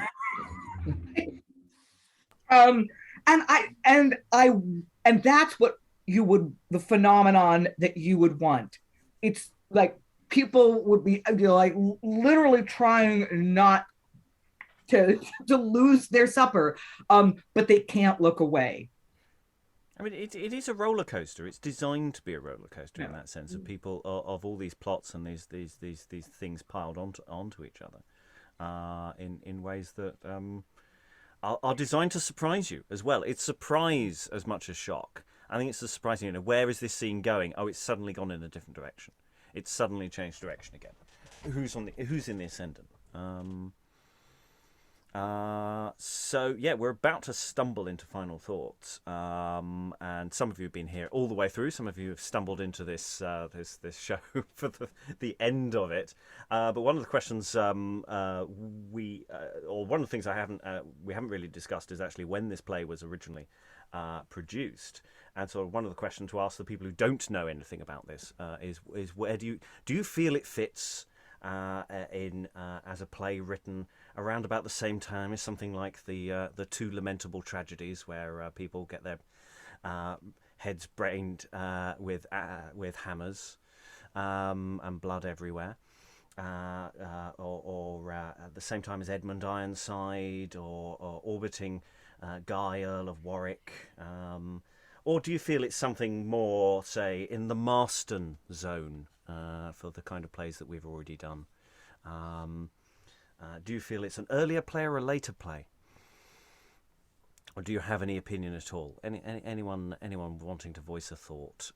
Lynn, then Helen. Yeah, my sense is late Jacobean, maybe even early Caroline. That's just sort of an intuition. But I feel like this is sort of post. This is something that couldn't have happened before the Revengers tragedy or some of the other famous tragedies around the turn of the century. So this is my sense is actually quite late. Helen. Yeah, being aware there was a controversy, I have very deliberately stayed away from Googling this.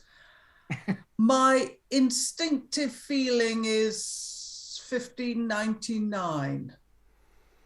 if I had to actually go bong, pick a year in a lottery, I would go for 1599. The first half of 1599, maybe.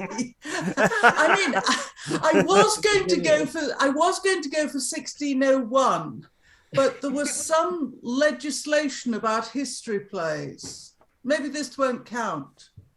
Possibly 1601. I don't know, but I'm not. There's so many references and so much close connection with the other history plays and some of the other plays. I feel it's early. Anyone who isn't in the know, as it were, want to leap in? Aliki, then Eric. Okay, I'm not in the know. I have this one scrap of knowledge that I'm clinging to like a toothpick in an ocean, which is that James I's daughter married the Electoral Palatine. So maybe they'd be terribly interested in him around then and in that whole part of Europe. But that's all I've got. But in terms of, you've read lots of other plays, you know, you've with us. Are you feeling gravitationally drawn to anything? You know, I couldn't pinpoint in time any of the names of the playwrights you gave us as reference points. I know we've read them all, but numbers go out of my head, sequences go out of my head, so all I've got is the marriage. Sorry. You know, you can name other plays if you feel like it. No, that's all right. I know the dates. It doesn't. You think I remember the play titles? Eric.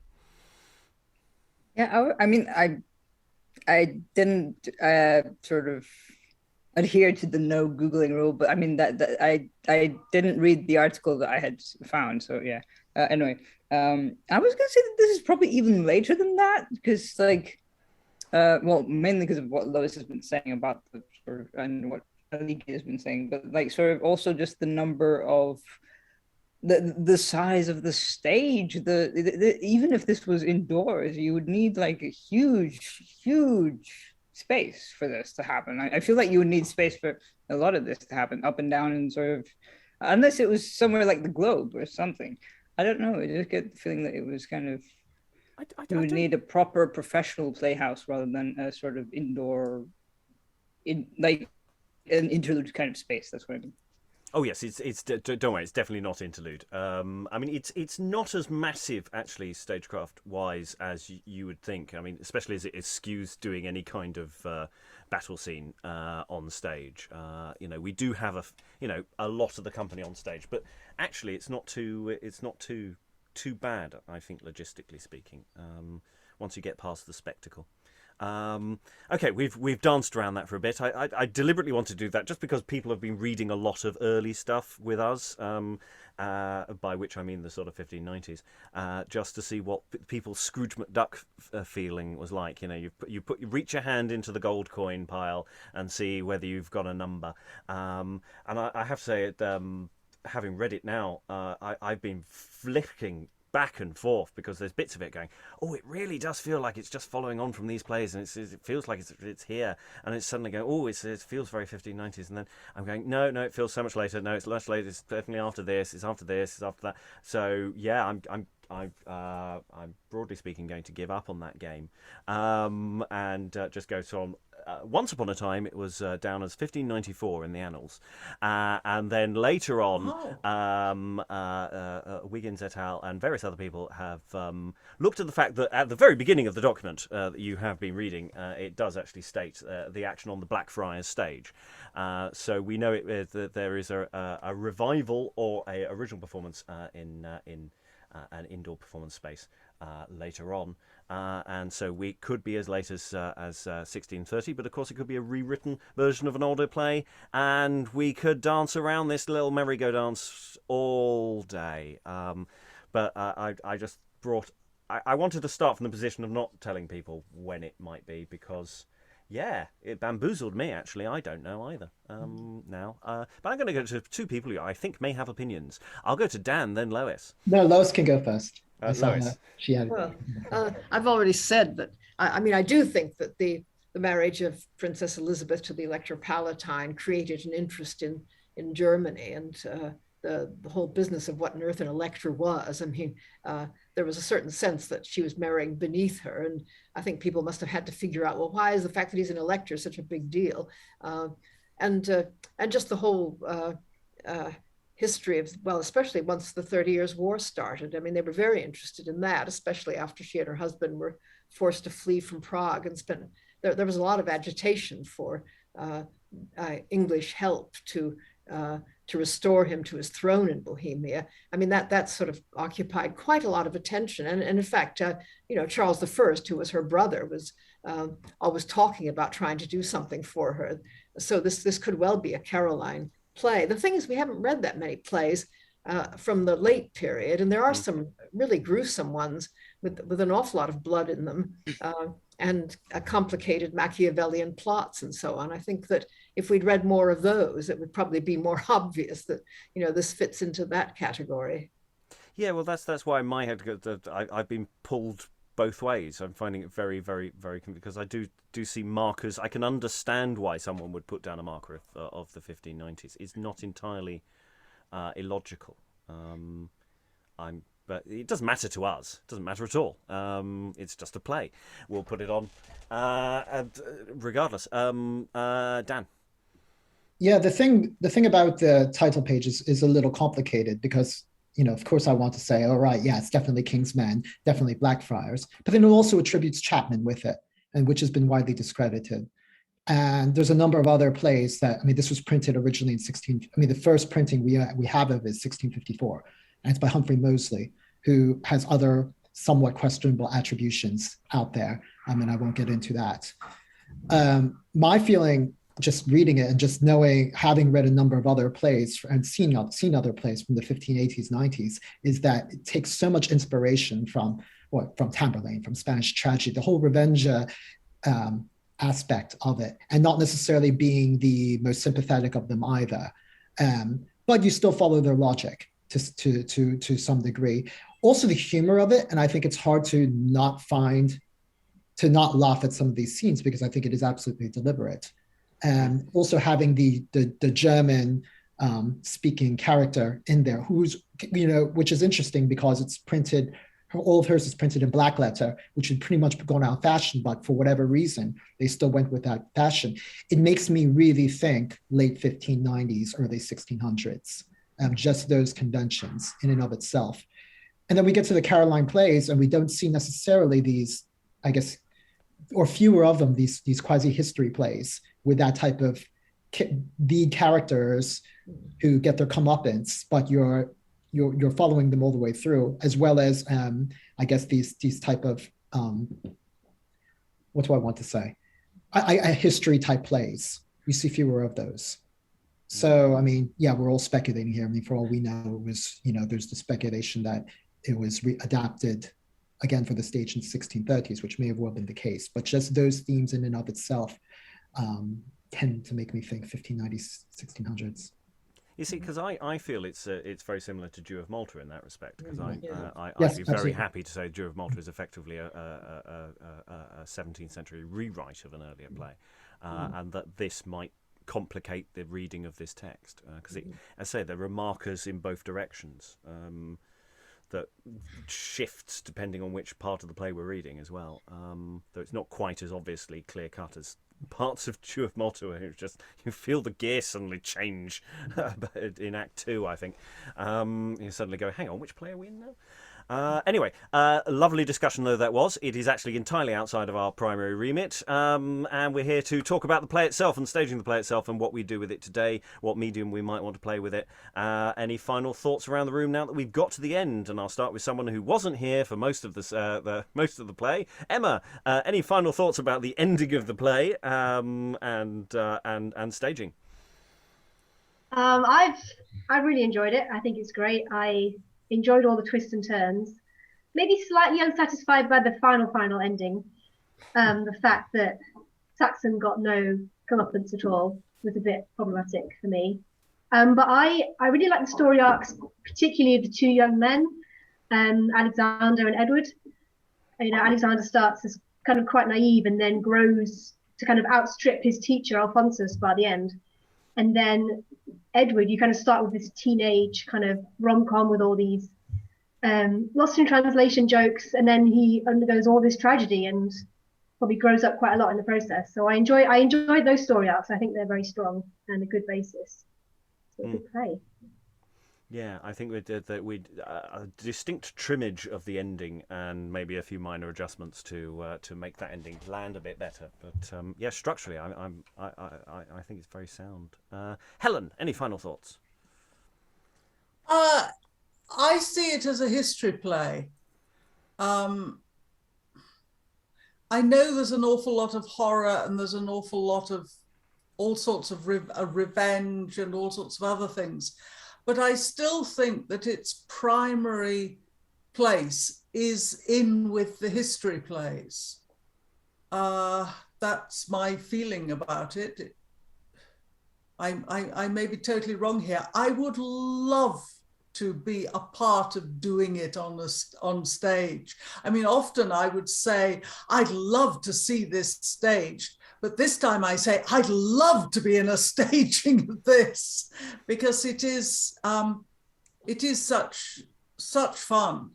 And I mean, the only thing that worries me slightly is that there isn't any fighting. There's a lot of running through and dashing out of brains, but you don't actually have a set piece fight. And in the 1590s, I think the audiences expected that at some point there would be a nice fight they could enjoy. Yep, something's wrong. There hasn't been a fight yet. Yes, we can call it history play because finally someone mentioned the name of the English king.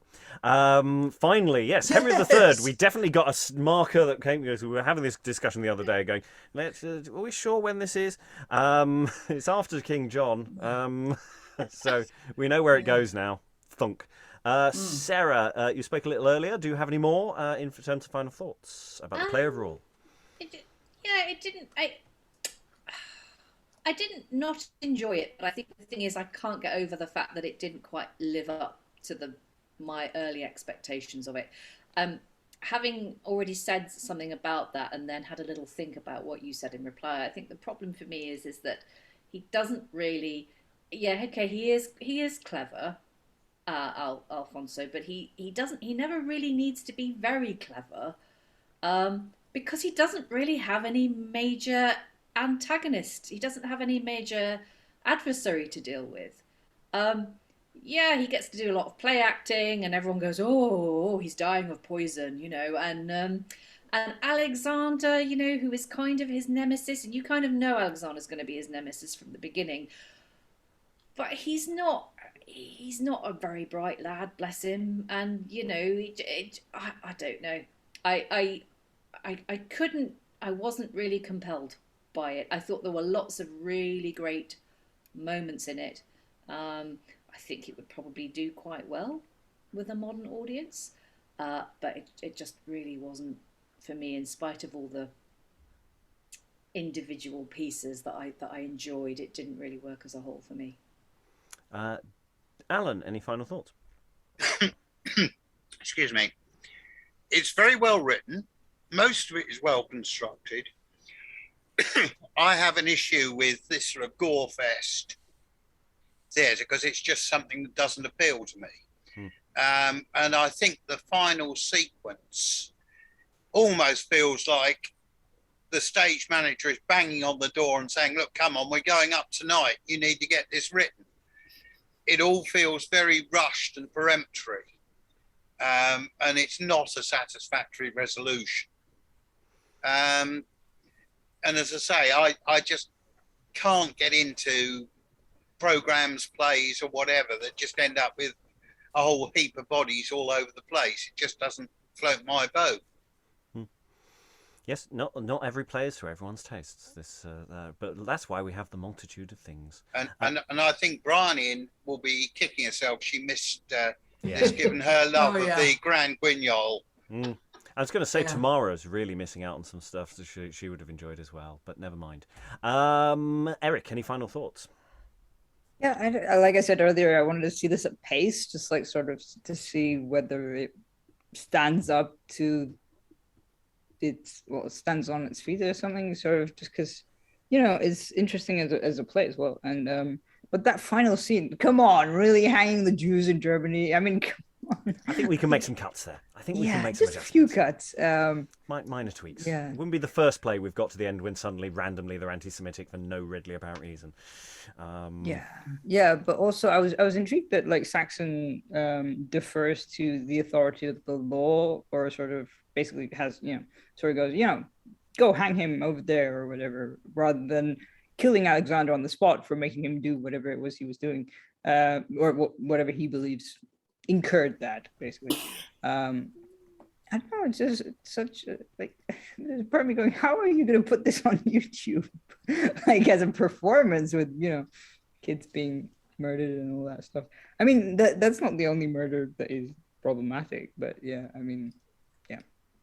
I just want to see this again. I want to reread this and see what happens. Lois, any final thoughts?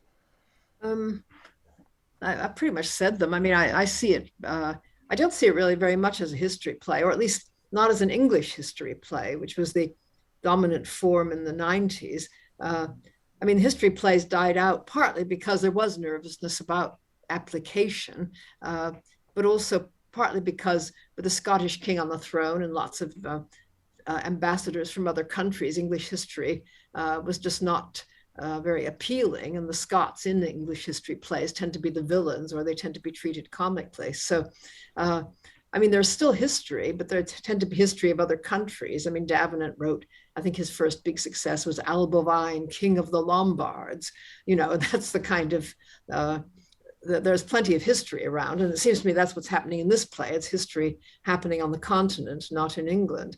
No, to me, it still sounds much later. I mean, obviously, if it were a later rewrite of an early play, then it would sound later. So, I would accept that. But it just seems to me that the whole emphasis on Germany, that the author's knowledge of German, apparently, he might have got it from a friend who was a merchant and had traded in Germany. But anyway, the fact that he does bother to get accurate German instead of just creating pidgin German, which is what most people do with foreign languages, all that seems to me to suggest a later period.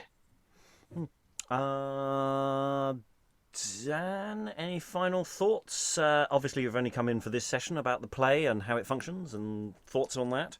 Yeah, just on the German thing, I did find it interesting myself as well, just because I was trying to find who else had written German, had some German-speaking characters before, around this period. You had Marston in one, and then you had a couple of anonymous writers, but it really, by and large, was not one of the more common languages, at least of the plays that we still have in existence, and there are many that are missing there. Certainly take the point about where this really falls in terms of history plays going out by a certain period of time and not wanting necessarily to speak about the English history so much. You have Bondica later on in Fletcher, but these are more exceptions than the rule to it. I still feel like it falls into the 1590s, 1600s just because of the influences, and that falls right into my wheelhouse of plays that I really enjoy, despite some of its problems. The two films I kept thinking of were Godfather and Reservoir Dogs, with a number of anti-heroes and lots of deaths and being disgusted by it and going too far at times, and yet still finding yourself wanting to know what happens to these characters. So I really felt it was necessary to have, and Lois had pointed this out in the chat, to have, I mean, it's a trope anyway, to have whoever the clever villain is confess at the end, and then Alexander follows suit, his protege. I didn't have a problem with that at all. In fact, I kind of like this type of Loki type villain who grandstands and wants to really basically tell everybody how clever he is. One other film, Departed, you got the protege, Matt Damon, getting up. Well, I'm not going to spoil the film there. But anyway, I would love to do this again. It ticks a lot of boxes for me. Lynn, any final thoughts? Oh, I'll just weigh in on the history thing. I tend to agree with Lois. I don't think it's really a history play, in the sense that Famous Victories or Troublesome Reign or something like that. History is just a pretext for a Machiavellian story, for a revenger's tragedy type farcical take on the revenge genre. I mean, I know history plays aren't accurate, but this is so inaccurate that Richard died before Alfonso, and Alfonso was not married to an English woman. A different Roman emperor was married to an English woman a couple of generations earlier, and it's just like the author clearly doesn't care about even the broad outlines of history. It's just that conflict is a pretext. So I tend to think it's not really a history play. It's riffing on history. And there's just something about this sort of the moral decay that pervades the play that makes me think it's a little later. But hey, as you say, it doesn't matter. Can we get the guy who barfed in the trash can to run back into the theater? That's the question. Yeah. I mean, I would put it in that bracket of history plays with, James IV, John of Bordeaux. I suppose we could throw in there, Freyberg and Freibungi. I mean, John of Bordeaux, especially because it flies off to the continent, and so it fair M. They're all nominally set in history, but the history is just a setting for the play to happen in. Aliki, any final thoughts on your Alphonsus adventure today? Well, I mean, I had so much fun chewing that scenery that I can't imagine other people wouldn't too. So I think generally actors would want to do this play, and I think audiences would want to watch it. I said earlier that I think modern audiences are really up for some Machiavellian plotting plus gory death. I think it could work on stage. I think it could also work as a sort of YouTube series where you did a little bit and then a little bit and then a little bit. I'm for it. We should play with this play. Okay, that's it. We've just hit the end of our time. All that remains then is to thank all these wonderful readers for all their wonderful reading and all their wonderful thoughts. Thank you very much, everyone, and goodbye. Bring hugie cakes of ice and flakes of snow.